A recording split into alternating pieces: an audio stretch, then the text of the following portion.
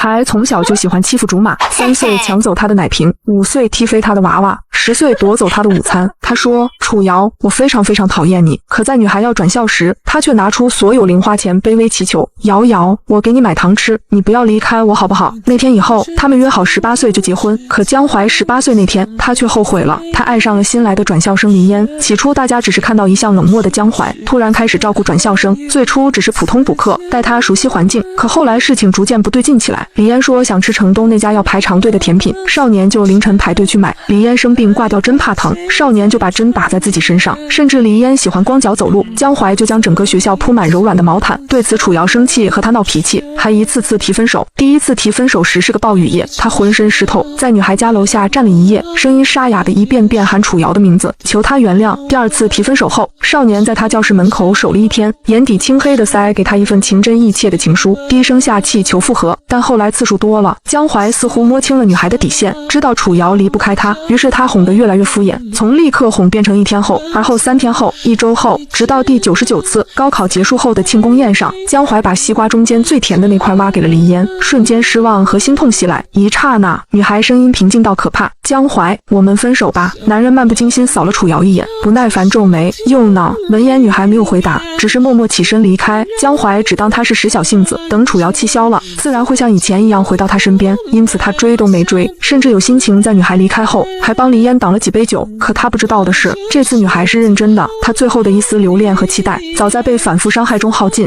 而楚瑶回家后的第一件事就是打开电脑，将志愿表上原本和江淮约定好的北大改成了千里之外的南大，然后开始清理所有关于江淮的东西。他送的各种玩偶、情侣手链、1米厚的情书、从小到大的照片，每样都承载着一段回忆，甜蜜的、心酸的，如今只剩下沉重。女孩将它们全都塞进一个巨大纸箱里，隔天便抱着那个沉重纸箱来到江淮家，却见宽敞的客厅里，江淮和黎嫣正并肩坐在柔软的地毯上，打着最新款的电动游戏，两人挨得很近。黎嫣时不时发出兴奋的惊呼和娇笑，而女孩的目光却被黎嫣身上那件宽大的黑色 T 恤吸引，那是去年江淮生日时她费尽心思才买到的限量款。对方当时收到时惊喜地抱着她转圈，在她耳边低语：“瑶瑶送的我要天天穿。”原来她所谓的天天穿就是这样借给另一个女生穿。察觉到女孩的到来，江淮懒洋洋瞥了她一眼，手指依旧灵活地按着手柄：“你来干什么？不是分手了吗？”闻言，女孩压下喉咙的梗塞，正是因为分手了，有些你的东西还给你。可男人却烦躁地按了按眉心：“你非要闹脾气的话，直接扔掉就好，没必要特意送过来。”楚瑶应了声好，没有任何犹豫，抱着那个装满回忆的纸箱，走到一旁巨大的垃圾桶边，毫不留恋地整个丢了进去。她转身就要走，等等，江淮叫住了她：“把你放在我家的那些东西也带走。”本以为女孩会生气、会怒吼、会质问，可楚瑶什么都没说，只是沉默转身，开始一点点清理属于自己的痕迹。男人心里突的一慌，一旁的黎嫣急忙撒娇说饿了。江淮二话不说，拿了车钥匙就出门给人买吃的。等人一走，黎嫣就来到女孩面前，语气鄙夷嚣张：“都和江淮分手了，还跑来死缠烂打，真让人恶心。怪不得江淮嫌你烦，我看你爸妈也没教好你。”他清脆的耳光声骤然响起，打断了黎嫣恶毒的话语。他本懒得理会对方的风言风语，但绝不容许任何人羞辱他父母。黎嫣捂着脸，难以置信地瞪大眼睛，随即扬手就想打回来。就在这时，楼下传来开门声和脚步声，江淮回来了。黎嫣眼神一闪，击上心头，猛地抓住楚瑶的手，尖叫一声，拽着她一起从楼梯口滚了下去。楚瑶只觉得浑身骨头像散架了一样疼，黎嫣也摔得不轻，但她抢先一步捂住脸，眼泪说来就来。江淮，楚瑶他突然冲过来打我，还把我推下楼，我好痛啊！看着眼前的一片狼藉，男人脸色阴沉：“楚瑶，你发什么疯？这是我家，谁给你的资格对我的客人动手？”女孩强忍着身上的剧痛和眩晕，试图解释：“是他先骂我爸。”够了！江淮根本不想听，厉声打断，眼里满是失望和不耐，直接让管家将他赶出去。看着江淮小心翼翼为黎嫣上药，仿佛他是什么易碎的珍宝。那一刻，所有的解释和委屈都哽在喉咙里，化作一片冰冷的绝望。他没再说什么，拖着满身狼狈和疼痛离开了。之后的日子，楚瑶开始默默准备远行的行李。南大在千里之外，一切都需要重新置办。而江淮的朋友圈异常活跃，每天都能看到他更新动态，照片里全有黎嫣的身影。他们一起爬山看日出，黎嫣靠在他怀里，背后是旭日东升。他们围着篝火露营，黎嫣笑着喂他吃烤串。他们打卡了许多旅游地，在每一个地标前亲密合影，每张照片里江淮都眼带放松的笑意。同学们在下面评论起哄：“怀哥，这是官宣了吗？嫣姐厉害，真把我们怀哥拿下了。”楚瑶滑动着屏幕，看看到那些鲜活刺眼的画面，心里有些沉闷。但奇怪的是，已经没了让他无法呼吸的痛楚了。原来彻底心死是这种感觉。回学校取档案那天，晴空万里，女孩刚走进校园，就见不远处李嫣正亲昵地挽着江淮，对着镜头拍照。男人虽表情酷酷的，但嘴角微微上扬，配合地拍着。楚瑶默默避开他们，朝着学校后面走去。刚走到花园边的人工湖旁，李嫣却从后面追了上来。楚瑶，等等，你的东西掉了。女孩认出那是自己刚刚掉落的发夹，伸手去接，李嫣却把手缩回，似笑非笑道：楚瑶，以后站在江淮身边的人只会是我，我会向你证明，在他心里我比你重要10000倍。楚瑶懒得跟这些烂人纠缠，只想拿回东西尽快离开。东西还我！这种无视的态度彻底激怒了黎嫣，她猛地一把抓住女孩的手腕，你装什么清高？就算你们一起长大又怎样？青梅永远抵不过天降，我和江淮才是命中注定的一对。放手！女孩手腕吃痛，用力想挣脱，我不放。两人在湖边拉拉扯扯，情绪激动之下，不知是谁脚下一滑，2声落水声接连响起。楚瑶是会游泳的，但冰冷的湖水瞬间包裹全身的刺激，让她的小腿猛地一阵抽搐，她抽筋了，顿时有些使不上力气，身体不受控制的往下沉，湖水呛入鼻子，窒息感疯狂袭来。就在她绝望之际，她看到岸上的江淮毫不犹豫地跳了下来。那一刻，她心底几乎要熄灭的火苗微弱地闪动了一下，然而下一秒，那点火苗就被彻底浇灭。沉入冰冷的湖底，江淮径直游向黎嫣，一把拦住她的腰，奋力将她带向岸边，自始至终没有回头看楚瑶一眼。他把黎嫣推上岸，对方抓着他的手臂咳嗽着，故意大声道：江淮。楚瑶，他还在水里。男人回头望了一眼在水中挣扎快要沉下去的楚瑶，他的声音隔着水声传来，清晰地砸碎女孩最后的希望。都分手了，他的死活跟我有什么关系？说完，他就扶着惊魂未定的黎嫣转身离开，留下楚瑶在逐渐冰冷的湖水里慢慢失去所有力气。再醒来时，眼前是医院洁白的天花板，父母一脸焦急地冲了进来。瑶，你怎么样了？怎么好端端的掉湖里了？吓死妈妈了！父母围着楚瑶紧张地询问检查情况，楚瑶安抚着他们，恍惚间好像看到门口有个熟悉的高大身影，穿着那件黑色冲锋衣，但定睛再看时，门口空荡荡的，只有医护人员和病人来来往往。确定女孩没事后，楚家父母就办了出院手续，带她回去养着。而他们显然也听说了女儿和江淮的事。瑶，听说你和江淮分手了，你们青梅竹马这么多年，别为了小事就怄气。楚瑶想起这些年的分分合合，每次短暂的和好后，就是她变本加厉的伤害。她摇了摇头，语气疲惫却坚定：妈，我没怄气，我是真的打算和他彻底结束了。他深吸一口气，终于将埋藏已久的决定和盘托出。其实我改了志愿，我不去北大了，我去南大。父母震惊的说不出话来。南大？那和北大可是一南一北，相隔千里啊！但看着女儿平静苍白的面容，老两口只剩心疼。沉默良久后，楚府终于开口：瑶，既然你下定了决定，那爸爸妈妈就支持你。正好，爸爸也打算让集团业务往南城发展。既然如此，我们就举家搬迁，把公司和家都搬过去，刚好可以时刻陪着你读大学。楚瑶怔住了，看着父母眼中毫无保留的支持和疼爱，眼眶瞬间就红了。她重重的点头，喉咙哽咽：好，往后她和江淮是真的不会再见了。之后半个月，楚家都在悄无声息准备搬家事宜，直到出发那天，才提着礼物去江家登门道别。听到他们举家要搬走，并且楚瑶再次郑重且决绝地提出已经和江淮彻底分手时，江父江母震惊万分，惋惜不已。瑶，我们早就把你当自家儿媳妇看了，阿怀他只是一时糊涂。江母拉着楚瑶的手，眼圈都红了，女孩却只是平静地摇摇头，语气温和却疏离：阿姨，小时候的感情不作数的，我们都还会遇到更好的人。江父江母再三挽留，见楚瑶心意已决，也只能唉声叹气。看着时间差不多了，江母拿出手机，我这就给阿怀打电话，让他赶紧回来送你。电话响了很久才被接通，江母急切道：阿怀，你在哪儿？快点回来，瑶今天要去大学报到了，你快来机场送。他电话那头，江淮直接打断了母亲的话：他今天走吗？哦，我跟黎嫣明天一起去学校，他要走就自己走，我没空去送他。挂了。不等江母再说什么，电话里只剩下冰冷的忙音。江母握着被挂断的手机，脸色一阵青一阵白，尴尬的无以复加。楚瑶见状反而上前一步，轻轻挽住江母的胳膊：阿姨，没事的，飞机快起飞了，谢谢你们的好意。让他忙就算了，送不送的本来也不是什么大事。楚瑶父母也赶紧上前打圆场，最终在一片尴尬和唏嘘中，楚瑶一家告别了江家，前往机场。飞机冲上云霄，透过舷窗看着脚下生活了18年的城市逐渐被云层覆盖，楚瑶的心奇异的平静。她缓缓闭眼，再也不见了。江淮另一边，男人如约陪着黎嫣去了北大报道，他帮她拖着行李，安排好宿舍，一切妥帖周到。江淮，忙完了，我们一起去吃饭吧。黎嫣收拾妥当，笑靥如花的邀请。不了，累累了，想回去休息。江淮揉了揉眉心，语气有些淡，不知为何，从昨天接到江母那个电话后，他心里就隐隐有些说不清道不明的烦躁。那好吧，黎嫣有些失望，但也没强求。江淮走出女生宿舍楼，午后的阳光有些刺眼，他站在树下，下意识地拿出了手机，点开了那个沉寂了许久的聊天对话框。冷战了这么久，气也该消了。这一次他晾了他这么久，甚至当着他的面和黎嫣亲近，教训应该足够深刻了，是时候去给他的台阶，提复合了。想到楚瑶看到他时可能出现的那种带着委屈又忍不住惊喜的表情，他唇角不自觉带起一丝极淡的掌控一切的弧度。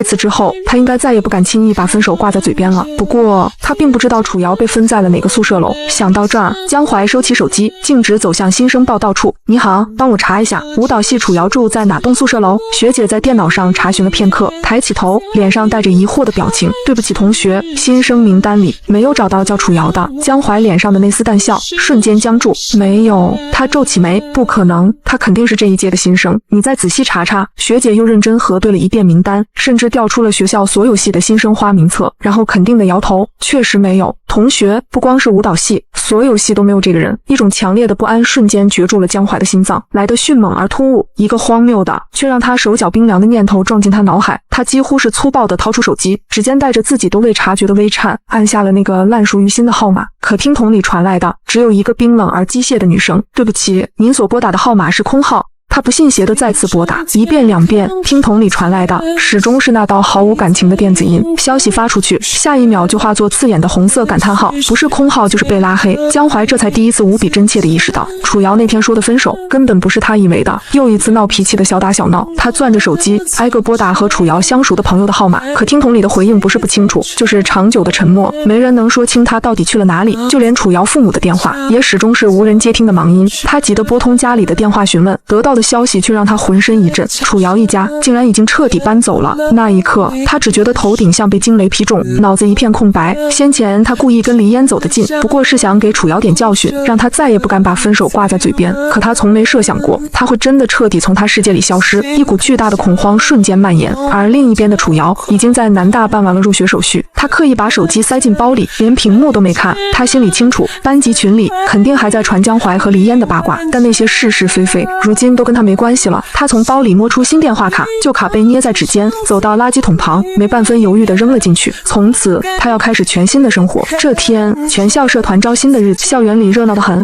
楚瑶被室友拉着，在攒动的人潮里穿梭，目光却不由自主停在舞蹈社的横幅上，挪不开眼。同学，对舞蹈感兴趣吗？一道温和的声音在身侧响起。说话的男生穿着干净白衬衫，眉眼俊朗，气质清爽。我们社团氛围特别好。顾玉递过一张报名表，动作带着友善，要不要填一张试试？说不定会喜欢。楚瑶指尖顿了顿，犹豫了几秒，还是伸手接了过来。因为从小练舞，基本功扎实得很，几个简单的动作展示完，轻松就通过了考核。加入了舞蹈社，还惹得学长学姐们连连称赞。舞蹈社每周有2次固定活动，顾玉作为社长，几乎每次都准时到场。他不是艺术生，而是课业繁重的计算机系大3学生，待人处事向来妥帖周全，从不过分热络，始终保持着恰到好处的距离，更不会主动问起楚瑶的过去或是私人的事。一次社团活动结束，天突然变了脸，瓢泼大雨哗啦啦往下浇。楚瑶抬手把外套往头上搭，正准备冒雨冲回宿舍，一把黑色的长柄伞悄无声息地递到了他面前。抬头一看，是顾玉。他晃了晃手里另一把折叠伞，语气自然：我带了2把，这把大的你用，遮雨更方便。楚瑶愣了愣，下意识想推回去，明天社团活动时再把伞还我就行。顾玉的理由说得妥帖，楚瑶最终还是接过了伞。谢谢学长，不用客气。顾玉笑了笑，撑开伞，转身走进了雨里。楚瑶撑着那把结实的长柄伞往宿舍走，雨点砸在伞面上，发出噼里啪啦的声响，一种久违的轻松感悄悄从心底冒了出来。没有小心翼翼的猜测，没有忽冷忽热的试探，更没有让人喘不过气的控制欲和占有欲，有的只是平等的尊重，适度的关心，还有清清楚楚的边界感。这让他觉得格外安心，也慢慢开始相信，离开那片笼罩了整个青春期的阴影，外面的世界海阔天空。他开始更投入地参加社团活动，遇到选修课难题时，也会想起顾玉之前提过的建议，试着选些适合自己的课。课，偶尔在校园里碰到顾玉，他会主动点头打招呼，甚至能跟他简单聊上几句。忙碌又轻松的日子里，心底那些曾经的疼正一点点变得模糊。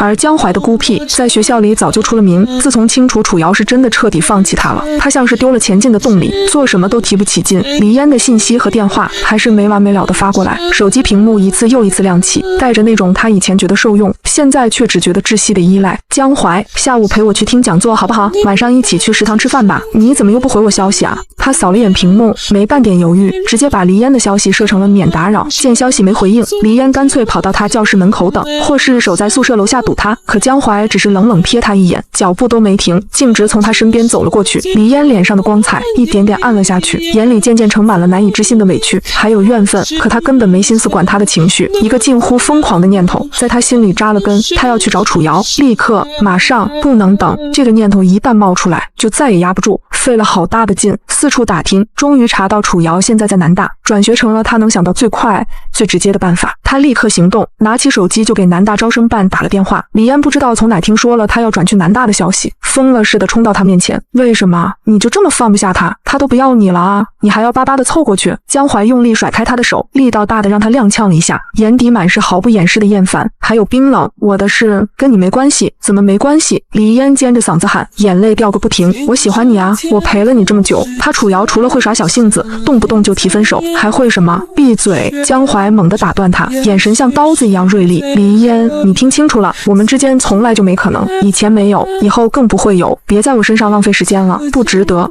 他扫了眼屏幕，没半点犹豫，直接把黎嫣的消息设成了免打扰。见消息没回应，黎嫣干脆跑到他教室门口等，或是守在宿舍楼下堵他。可江淮只是冷冷瞥他一眼，脚步都没停，径直从他身边走了过去。黎嫣脸上的光彩一点点暗了下去，眼里渐渐盛满了难以置信的委屈，还有怨愤。可他根本没心思管他的情绪，一个近乎疯狂的念头在他心里扎了根，他要去找楚瑶，立刻，马上，不能等。这个念头一旦冒出来，就再也压不住。费了好大的劲，四处打听，终于查到楚瑶现在在南大，转学成了他能想到最快、最直接的办法。他立刻行动，拿起手机就给南大招生办打了电话。李嫣不知道从哪听说了他要转去南大的消息，疯了似的冲到他面前。为什么？你就这么放不下他？他都不要你了啊，你还要巴巴的凑过去？江淮用力甩开他的手，力道大的让他踉跄了一下，眼底满是毫不掩饰的厌烦，还有冰冷。我的事跟你没关系。怎么没关系？李嫣尖着嗓子喊，眼泪掉个不停。我喜欢你啊，我陪了你这么久。他楚瑶除了会耍小性子，动不动就提分手，还会什么？闭嘴！江淮猛地打断他，眼神像刀子一样锐利。李嫣，你听清楚了，我们之间从来就没可能，以前没有，以后更不会有，别在我身上浪费时间了，不值得。他的话像一记重耳光，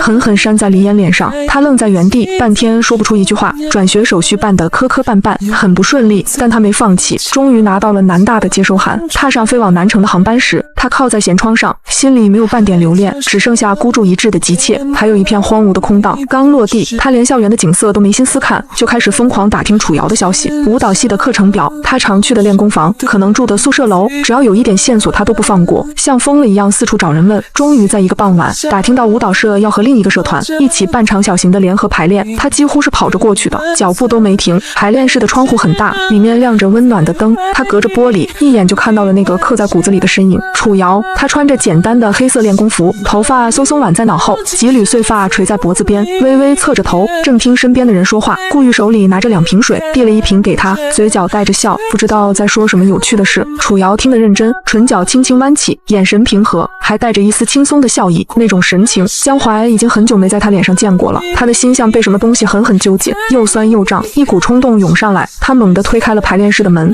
摇摇，声音突然响起，打破了室内的平静，所有人的目光都齐刷刷落在他身上，带着好奇。楚瑶听见声音转过头来，在看到他的那一刻，脸上那抹浅淡的笑意瞬间就没了踪影。他的目光在他身上停了不到1秒，就面无表情的移开，径直拿起自己的东西，转身从另一个门走了出去。没有质问，没有愤怒，连委屈都没有，只有彻底的冰冷的无视。江淮僵在原地，嘴里准备好的话全堵在喉咙里。他看着楚瑶决绝的背影一点点消失，又看向旁边的顾玉，对方正带着几分审视的目光看他。一个残酷的想法像冰水一样从头顶浇下来，原来没有他，楚瑶真的能过得很好，而且他的世界里已经有了新的优秀的人，那个能让他笑出声的人再也不是他了。江淮的出现像一颗石头砸进平静的湖面，他几乎无孔不入，总在楚瑶可能出现的地方等着。清晨的教学楼前，他手里提着纸袋，里面是他以前喜欢的那家甜甜品店的点心。瑶瑶，你肯定没吃早饭，这个你拿着垫垫。午后的练功房外，他捧着一大束白玫瑰，引得路过的同学都忍不住回头看。我记得你以前说过，白色的花最好看。傍晚回宿舍的林荫道上，他突然从树影里走出来，挡住他的路，眼底布满红血丝，声音沙哑：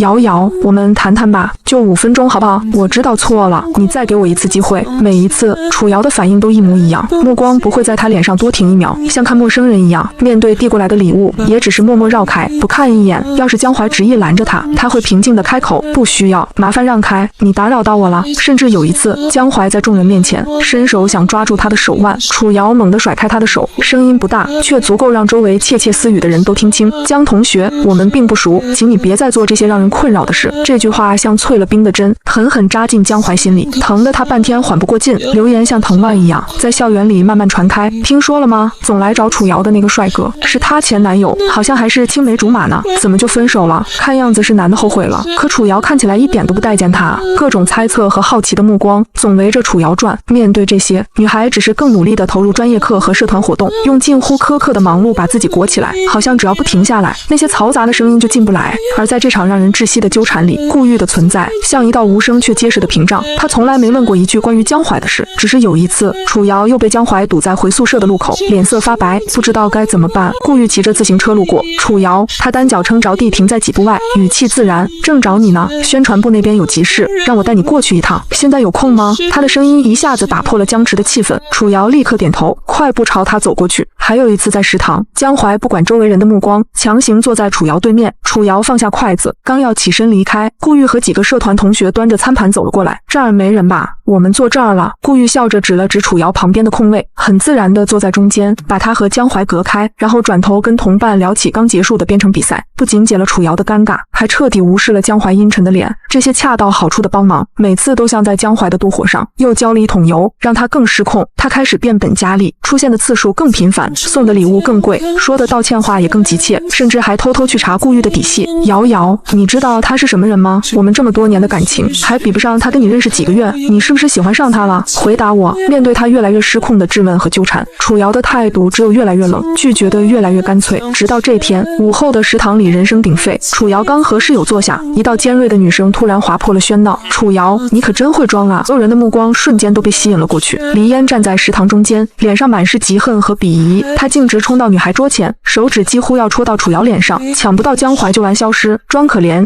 扮清高，躲到这么远的地方，以为这样就能让她一直想着你。黎嫣的每个字都像带了毒，你除了会耍这种欲擒故纵的把戏，还会什么？女孩握着筷子的指节微微泛白，但脸上没什么表情。周围的窃窃私语声越来越大，各种目光都聚在她身上，有探究，有好奇，还有带着恶意的。这不就是自导自演吗？故意让男的追过来。黎嫣见楚瑶不说话，气焰更嚣张了，声音又拔高了几分。我告诉你，别白费心思了，你根本……这位同学，请你注意分寸。一个平静却带着不容置疑的声音打断了黎嫣的话。顾玉不知道什么时候走了过来，他巧妙地站到楚瑶身前，把她挡在身后，隔开了黎嫣那咄咄逼人的目光。他脸上还是惯常的温和，但眼神里多了几分力度，让人不敢轻视。首先，这里是公共场合，你的言行已经打扰到其他同学用餐了。顾玉的声音不高，却清晰地盖过了周围的杂音。其次，你刚才说的话没有任何根据，属于人身攻击。按照校规，我们有权利要求你立刻停止，并且离开这里。他顿了顿，目光扫过闻声赶来的校园保安身上，微微点了点头。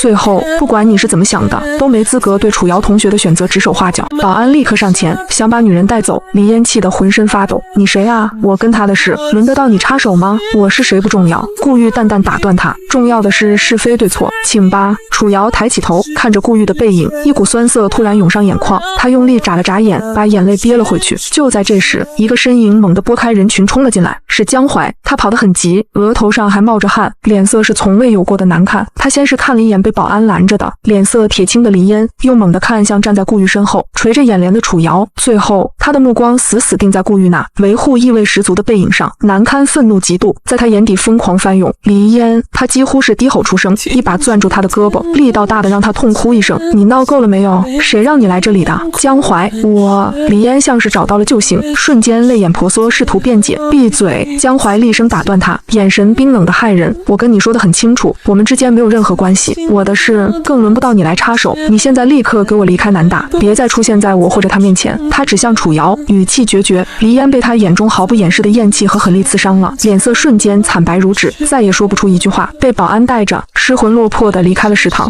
闹剧的中心骤然空了出来，江淮站在原地，胸口剧烈起伏着。他处理了黎烟，甚至当着所有人的面明确划清了界限。他看向楚瑶，张了张嘴，似乎想解释，想道歉，想祈求一点点的动容。他想，他这次总该做对了吧？他保护了他，赶走了伤害他的人。所有人的目光都聚焦在楚瑶身上，等待着他的反应。然而女孩只是静静站起身，没有看江淮一眼，仿佛他刚才那番激烈的表态，那近乎卑微的等待，都与他毫无关系。他只是转向顾玉，学长，谢谢你，我们走吧。江淮伸出的手僵在半空，一股灭顶的绝望和冰凉轰然撞入他的胸腔，碾碎了他最后一丝徒劳的希望。然而表面的风平浪静并未持续多久，李嫣那股偏执的劲头并未因当众受挫而消散，反而扭曲成了更阴魂不散的纠缠。他不再试图在公开场合制造事端，转而开始了蹲守。他摸清了江淮的课表，在他常去的教学楼、图书馆，甚至男生宿舍楼下，直到一次他公然出现在他宿舍，江淮彻底爆发，直接将他拉到僻静小巷。李嫣，我以前对你的照顾不过是看在老师嘱托的份上，是我脑子不清醒，忽略了最重要的东西，让你产生了不该有的误会。但我现在明确告诉你，我们之间不可能。黎嫣被他眼中毫不掩饰的厌恶和决绝刺得浑身一颤，脸色白了又红。你怎么能这么说？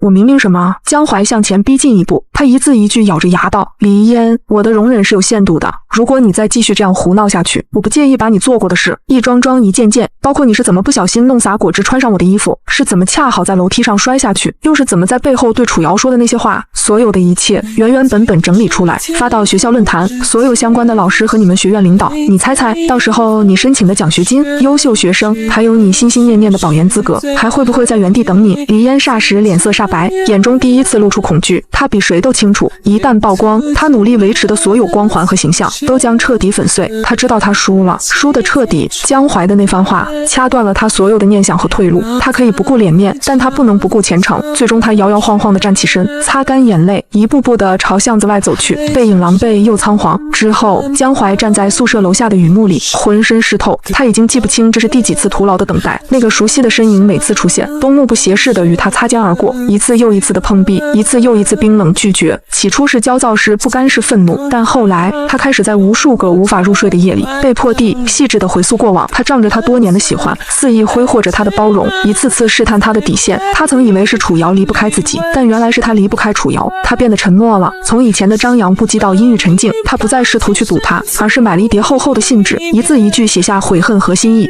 塞进女孩宿舍楼下的信箱。每次瞧见楚瑶，只是默默将其投进路边的垃圾桶里。江淮站在远处的树影里，看着那一幕，心脏被狠狠攥紧，痛得他几乎弯下腰去，最后一丝微弱的希望也随之湮灭。他终于明白，有些伤口一旦造成，就再也无法愈合，有些错误永远得不到被原谅的资格。另一边，楚瑶的生活似乎逐渐回归了平静，但只有他自己知道，心底某一处被彻底冰封了，对任何超越安全距离的情感都抱有本能的警惕和疏离。顾玉依旧保持着边界感，他从不刻意制造独处机会，更不会追问他的过去或心事。一次，楚瑶在练功房独自加练到很晚，出来时发现外面下起了大雨，他正望着雨幕发愁，一把熟悉的黑伞又无声地递到了旁边。看来我这把伞跟你还挺有缘。顾玉笑了笑，走吧，这个点食堂没热乎的了，我知道北门有家小店的热汤粉不错，要不要一起去尝尝？他们并没有聊很多，只是安静地吃着东西，但在那样温暖放松的氛围里，楚瑶紧绷的神经奇异地松弛下来。他偶尔会抬起头，看到对面顾玉安静用餐的侧脸，他知道顾玉很好，但他暂时也无法给出任何回应。心底的冻土太厚，需要更长的时间，更多的暖意，或许才能慢慢融化。而这一切都被远处的江淮尽收眼底。他看着他脸上偶尔流露出的对着别人时才会有的片刻松弛，心脏依旧会尖锐刺痛，却再也生不出任何纠缠的勇气。他只是远远看着。南大的年度舞蹈大赛向来备受瞩目，礼堂内座无虚席，楚瑶参演的是一支现代独舞。破茧，灯光熄灭，唯留一束清冷的光柱打在舞台中央。他一身素黑，肢体柔软，却又带着某种内的倔强。一曲完毕，灯光骤亮，全场寂静了一瞬，随即爆发出雷鸣般的掌声。楚瑶微微喘息着，站直身体向台下鞠躬。台下，顾玉坐在前排位置，他鼓掌的尤为用力，眼眸是难以掩饰的欣赏。而在礼堂最后排的阴影里，江淮靠着冰冷的墙壁，远远望着台上那个璀璨夺目的楚瑶。他曾见过他跳舞，在他生日时，在他获奖后，他曾只为他一个人跳起欢快的舞步，掌声如潮水般涌向他。他看见他眼中闪烁着自信与平静，看见见台下那个叫顾玉的男人注视着他的那种毫不避讳的欣赏目光，一股巨大的迟来的了悟，如同冰水般浇透了他。他忽然无比清晰地意识到，那个曾经满心满眼都是他的女孩，已经被他亲手弄丢了。不是暂时闹脾气，不是需要他哄一哄就能回来的那种，而是真正的彻底失去。他再也无法站在他身边拥有他的笑容，一种沉甸甸的绝望攫住了他。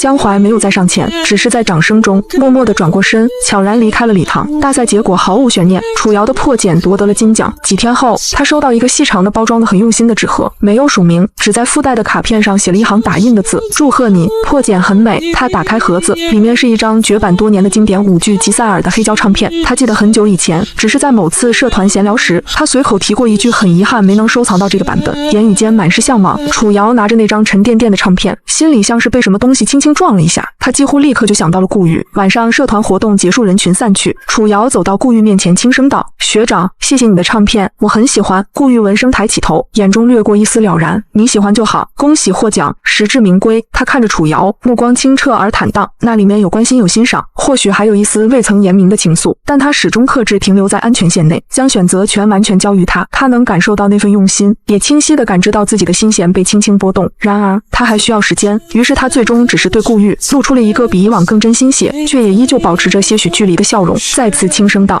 真的，谢谢你。顾玉没有任何失落或不悦，只是理解地点点头，不客气，晚上回去注意安全。他站在原地目送他离开，楚瑶抱着那份礼物，心底有一小块冰，似乎在悄然融化，带来一丝暖意，也带来一丝迷茫的悸动。而江淮从舞蹈区后便病了，病愈后他像是变了一个人，以往的张扬锐利彻底沉寂。他不再试图打听任何关于楚瑶的消息，不再出现在他可能出现的任何地方。他预约了心理咨询，开始每周固定时间去见咨询师。在那个安静的空间里，他第一次不再逃避，而是艰难地笨拙地剖开自己，去正视那些被他忽略已久的属于楚瑶的痛苦，去反思自己性格中的缺陷和那份可笑的自以为是。南大的校园说大不大，说小不小，偶尔他们还是会不可避免地擦肩而过。每一次看到他，心口依旧会传来一阵尖锐的刺痛，但他只是默默地移开视线，走向另一个方向。学期末的时候，学院公布了海外名校交换生的项目名单。江淮看着布告栏上那个地名，一个隔着浩瀚大洋的国度，那里没有关于楚瑶的任何记忆，也没有离烟的纠缠，是一个真正可以重新开始的地方。他站在布告栏前沉默许久，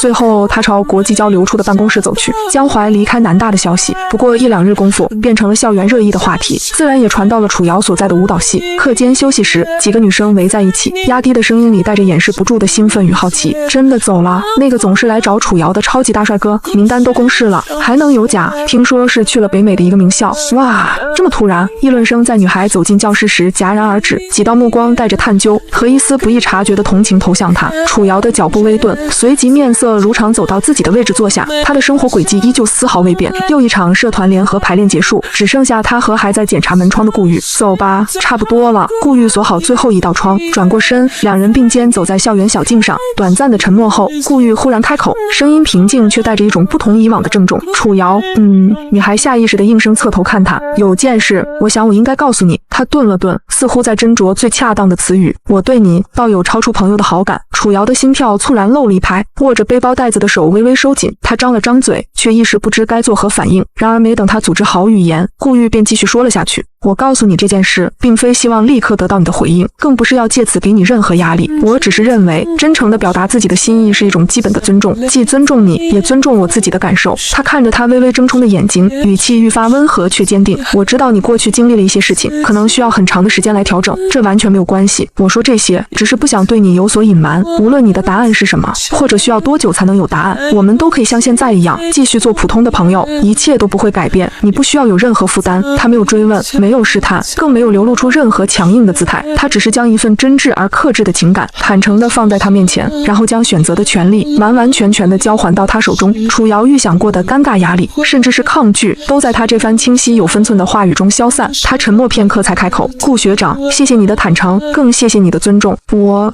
确实还需要一些时间。我明白。顾玉唇角漾开一抹温和的笑意，没有任何失望或不悦。不用急，我们就像以前一样相处。好。楚瑶点了点头，一直微微紧绷的肩膀终于松弛下来。接下来的路程，两人很自然地聊起了即将到来的期末考，气氛恢复了往常的轻松融洽。但有些东西终究是不一样了。窗户纸被温柔地捅破，透进来的不是狂风暴雨，而是和煦的阳光，让那份默默的陪伴有了一个更为确确切和令人安心的名分。送到宿舍楼下，顾玉停下脚步，早点休息。学长也是。楚瑶弯了弯唇角，转身上楼。回到寝室，他靠在门板上，抬起手轻轻按在心口，那里跳动的节奏平稳而有力。一份如此沉重而执拗的过往，似乎正真的逐渐远去，而另一份崭新明亮而充满尊重的情感，正轻轻叩响他的心门。但这一次，他不再感到害怕和抗拒。楚瑶的生活被填充得饱满而有序，舞蹈系的专业课成绩始终名列前茅。练功房里，他依旧是最后一个离开的身影。他与顾玉的相处，依旧保持着朋友间的界限，却又有某些东西在悄然发生改变。家庭的温暖，则是他最坚实的避风港。楚瑶父母在南城的事业已然步入正轨，新家布置得温馨而舒适。每个周末，只要没有排练，女孩都会回家。很快到了学期尾声，恰逢南大艺术学院举办年度优秀学生作品展演，楚瑶的现代舞作品《素光》入选，并将作为压轴节目登场。演出当晚，艺术中心座无虚席，台下，楚瑶的父母紧紧握着彼此的手，眼中闪烁着激动与骄傲的泪光。顾玉坐在他们身旁，安静地注视着台上那个光芒四射的女孩，唇角含着清晰的笑意。演出获得空前成功。在随后举行的优秀学生表彰环节，楚瑶作为获奖代表上台发言。她站在聚光灯下，穿着简单的连衣裙，身姿挺拔，目光清澈而坚定地望向台下。谢谢大家。她的声音通过麦克风传遍会场，平静却充满力量。这份荣誉是对过去一段时间的总结，更是一个新的起点。曾经，我以为成长意味着背负和挣扎，但在这里，在南大，我学会了另一种成长的方式，那就是放下包袱，专注向前，去发现自身的力量，去拥抱无限的可能。未来就像一场未知的舞蹈。他微微扬起下巴，脸上绽放出灿烂而明亮的笑容。或许会有挑战，但更多的是值得期待的精彩。我已经准备好了去迎接它，去创造它。台下响起持久而热烈的掌声，父母欣慰地擦拭眼角。顾玉鼓掌的动作坚定而持久，目光始终未曾离开台上那个熠熠生辉的他。过去的伤痕或许并未完全消失，但他们已然被转化为了内在的纹路，成为了他力量的一部分。大西洋彼岸，江淮裹紧大衣，抱着厚厚的专业书快步穿过图书馆，少了那些喧嚣的追逐和刻意的偶遇，时间变得格外漫长。而他这种持续的钝痛中，缓慢地重塑着自己对情感和责任的认知。成长是一场孤独的跋涉，他步履蹒跚，却未曾回头。而在地球的另一端，春季缓慢到来，在一个再平常不过的傍晚，他和顾玉刚从图书馆出来，气氛轻松而融洽。走过那片著名的情人坡，周围有三三两两的情侣并肩漫步。顾玉忽然放缓了脚步，侧过头看他，眼神温和而郑重。楚瑶，之前我说过，我会等你准备好。现在我想再问你一次，你愿意让我以男朋友的身份陪在你身边吗？楚瑶看着他，他想起他每一次恰到好处的出现，想起他那份始终如一的界限感，想起他默默的支持和此刻眼中清晰的期待。楚瑶曾经失去过相信爱情的勇气，但他用时间和行动，一点点地将那份勇气重新编织了起来。他微微弯起唇角，眼中漾开清晰而明媚的笑意，如同冲破云层的阳光。好啊，他轻声回答，声音里带着前所未有的轻松和笃定。顾玉眼中瞬间迸发出惊喜，他小心翼翼地伸出手，轻轻握住了楚瑶的手。两人没再说什么，只是相视一笑，然后很自然地十指相扣，沿着洒满夕阳的小路慢慢往前走。身后是彻底告别的过去，身前是一条能一起走的满是希望的新路。